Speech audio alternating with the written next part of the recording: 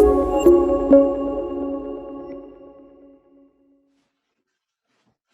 everyone, Tara back here, and today I am speaking with Leanne Townsend. Leanne is a family law lawyer in the Toronto area, and she is chatting with us today about all things family law and COVID. Leanne, thank you so much for joining me and doing this. My pleasure. Thank you for inviting me. Okay, so we'll just jump right in, and we'll start with the first thing that's on the list is the effects of COVID-19 on custody and access. This is a huge one. Yes, it's coming up a lot with my clients, and I'm getting calls even from people who are not clients of mine. Essentially, if you have a court order stands. Or if you have a custody arrangement or parenting schedule as part of a parenting plan or separation agreement, the terms still stand. Children should still be switching households just as they were previously. In fact, I'd even go so far as to say the status quo stands. So even if you don't have an agreement, whatever arrangement you've been doing prior to COVID, the courts are taking the position that that should stand. However, there are exceptions, and of course, the main one being if a child has symptoms of COVID-19 or has been exposed to COVID-19, then they have to follow the quarantine rules with whichever household they were at when they were exposed or showed symptoms, because those people have to quarantine as well. And so that would be the exception. But other than that, people should be following the schedule, the status quo. And there's issues that have been coming up surrounding following the protocols where, for example, one household is saying, or one parent is saying that the other parent, isn't social distancing, or that they're not, wiping down their groceries with Lysol when they get home, or they're not following, protocols that we've been recommended to follow. And that's a little more challenging because, in order to, right now the courts are only hearing, for the most part, urgent matters. And there's very specific criteria that have to be met in order to qualify as an urgent matter. And so, somebody not wiping down their groceries every time, whether that qualifies urgent, I'm not so sure. Somebody who's not social distancing, that might be more of an issue. But you're going to have to meet, the criteria for urgency, and then you're going to have to show specific examples that the other parent isn't following the protocols. You can't just make a blanket statement. The onus will be on the person who's bringing the motion or taking issue with this to show specific examples. And then the other parent will be given an opportunity to reassure a court that they are following the protocols, and they're going to have to provide, specific evidence of that as well. So it's complicated. And as we were chatting just before we came on here, these are really unprecedented times. So everything we're about to talk about today, it's new. We, normally lawyers, we go and we look at precedents and previous case law when we're dealing with the situation. But here we don't really have that. And so the law is rapidly developing as we go along, but it's changing all the time. So, even everything I'm saying today, in a few weeks' time, this could be obsolete and we could be doing something different.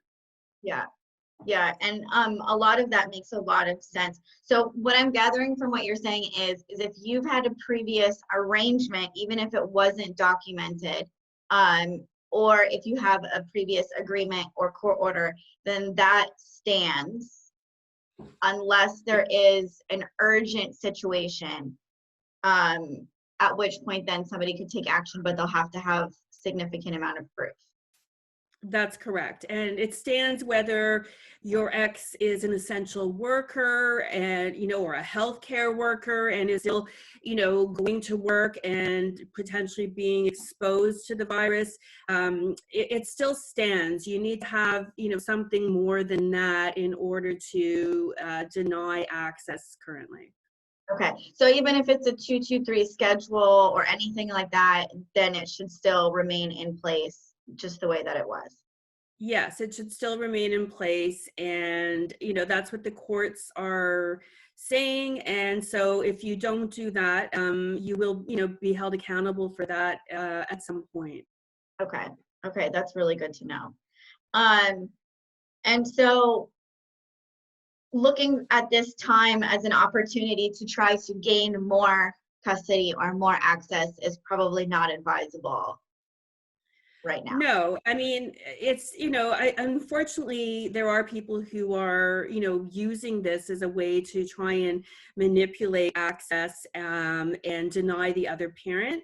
And, no, they should not be doing that. Having said that, there are situations, like there was recently a case that came out in Superior Court where the mother was given exclusive possession of the matrimonial home, and the father was only given video access. And prior to that, they'd had a shared parenting schedule, but the father had moved back into the home during COVID, just to, I guess, make it easier so that no one was going to, be exposed. But then the father, unfortunately, was coming and going as he pleased, and he wasn't following protocols, and the mother was immune compromised. So the court held that the father had to leave the home, and that while this is going on, he should only be given video access. So there are situations, where, withholding access has been considered to be the right thing to do, but it generally involves, immune compromised people, or very specific examples of somebody, not following the protocols. Otherwise, follow them. It doesn't matter if you don't like your ex or think they're the best parent. If you've been following a schedule beforehand, keep following it. Yeah. Okay, that's good to know. So another huge issue I know that we've been contacted about on a regular basis since all this has started is support. So spousal support, child support, and trying to figure all of that out. Yeah, and it's a bit of a mess because, there are so many people who are losing their jobs, and or, owned a business that's been shut down, since this began, and they have no idea when it's going to be able to open up again. And so, those are really difficult situations. And what I'm telling clients again is that if you have a court order or you have a separation agreement, the status quo should be prevailing. Like if you're supposed to pay $1,000 a month in child support or spousal support, the expectation is that you're going to keep paying that even if you've lost your job. And if your order or agreement has been filed with the Family Responsibility Office, they are still enforcing it. So the expectation is that you will continue to pay it. The challenge that arises is normally if we weren't in this COVID situation and you lost your job or your business shut down and your income was dramatically affected, you would bring a motion to change, and you would, in all likelihood get it because your income has in fact changed. Right now, people can't do that because a motion to change is generally not one of the urgent situations that the courts are accepting. So you're stuck in some cases. And so again, what I'm telling people is do the best you can to pay what you're supposed to pay. If you really cannot do it, try and work something out with the other parent. Hopefully, they might be reasonable about this and understanding, and you can work something out. If not, most court orders or even separation agreements have clauses to do with, when the parties don't agree on something, what they're to do. And so it might be an opportunity to go to mediation and try and negotiate something that's, acceptable to both parties, as an interim measure, with the understanding that once the court's open, this is going to have to be properly addressed in court. The other thing to keep in mind is, if it's a situation where somebody's income has been reduced for a couple of months, that's going to be very different than somebody who, remains out of work, through the summer into the fall, or somebody who had a business that's just, it's not coming back, period. Those are really difficult situations, and someone there's in that situation is definitely going to have to get an order changed at some point. And whether it would I think if things got dire enough, it might meet the qualification for an urgent motion based on dire financial consequences, but they would have to be pretty dire, I think, in order to qualify. Okay. Okay. So basically, if there is an agreement or an order in place, is to try your best to stick with it. The other options are to attempt to, negotiate or work it out with the other party as much as possible right now. Yes, or maybe attend mediation if, Yeah. the other party Yeah. will agree, Yeah. or if that's a clause in the agreement. Yeah. Yeah, that makes sense. Because I can see how, like you said, it would be it's two very different circumstances if it's just for the next few months or if it's more of a permanent or long-term situation. Then the decisions are going to be a bit different. Yes. So the next thing on the list is the latest updates with Ontario Family Courts. Yeah, so the courts expanded what they were doing a little bit on April 6th. So initially it was really just urgent matters. So on April 6th, some of the courts expanded to take, if there's a motion that's on consent, so you can just file paperwork in that case and they'll deal with that. Or case conferences where there's one or two issues that it's been limited to. Some jurisdictions are taking those types of situations.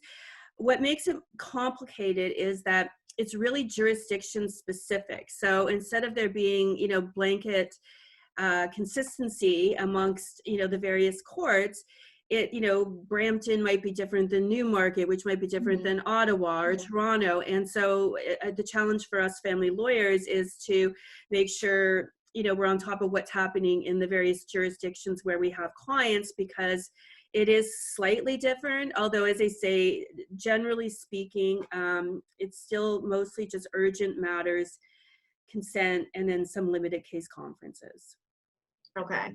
So it's important to know, given your jurisdiction, what is happening. Yes, it's important to check the jurisdiction online. Like, it's all available online, and it's really important to know because, as they say, there are some differences. And, generally speaking, most stuff is, it's been adjourned till June. And, it's not clear yet what's going to happen in June because there's going to be a massive amount of stuff. And I think they're not going to be able to, deal with everything at once. And then there's going to be stuff that was already scheduled for June. So, we're still waiting to hear how things are going to be dealt with then. And I mean, we don't even know yet if the courts will actually be, reopened in June, which is a whole other issue. But they are, doing limited motions and case conferences by teleconference. And I have not had to do one yet, but I've been told that they're very smooth, very efficient, and everyone's using the technology really well. So if a situation does require one, the resources are there and it's working well. Okay, so that's good to know. But for the most part, it's mostly just urgent matters that everyone's still dealing with. And aside from that, it depends on where you are. Yes, and for urgent matters, it's, what's considered urgent is if a child is, going to be hurt or harmed, if they require, if they require serious medical treatment, and there needs to be a decision made on that. If there's a danger that a child is going to be abducted, or if a child is in need of protection, or if someone is going to suffer dire financial circumstances. So those are the criteria for urgency. Okay, that's really good to know too. And so the last thing on the list is other options to court. Yes, and that's the great thing about this, if there is a silver lining, is that there are other options, whether it's just negotiating through lawyers, whether it's doing collaborative law, whether it's doing mediation, arbitration. All of those options are still, available. They're working. They can be done on Zoom. I even participated in a mediation recently where the husband was on bail conditions for assaulting the wife, so he could not have contact with her. So myself and my client were in one Zoom room, and he and his lawyer were in another Zoom room, and the mediator went between us, and it was very efficient. We ended up with, agreed upon minutes of settlement at the end of the day. So those options are all available. And one of the things I am saying to clients is that this does give us an opportunity to try and work things out in a more amicable way, because I always say the court should be a last resort, and giving the power over to someone else who doesn't know your family, meaning a judge, to decide what should be happening with your children. That's a pretty powerful thing to be giving up. So if you can work it out in some fashion with your spouse, that's always the preferred way. And so I think that people are, in some ways being forced to try some of these alternatives more than they might have in the past. And I think that's a good thing. Yeah, I completely agree with you. And it's making people get a little bit more maybe creative in their ways of compromising, or ways of strategizing and looking at things to come to some sort of resolution, opposed to jumping right to the court system. So yeah, I completely agree with you. Well, that was a lot of really good information. Thank you so much for giving this to our listeners and people who are watching. I do want to direct everyone to Leanne's Instagram, especially because that's how I found you. And you have such great content on there, and there's so many interviews and people that you work with, that you provide so much great advice and content, and just to get a lot of information. So do you want to just let us know what your Instagram handle is? Because I don't have it in front of me. Yes, it's Leanne Townsend Life. Okay. I am very active there, and I've been providing a lot of COVID-19 information, so people can definitely check it out. Yeah, perfect. Thank you so much for doing this again. My pleasure. Have a great day. You too.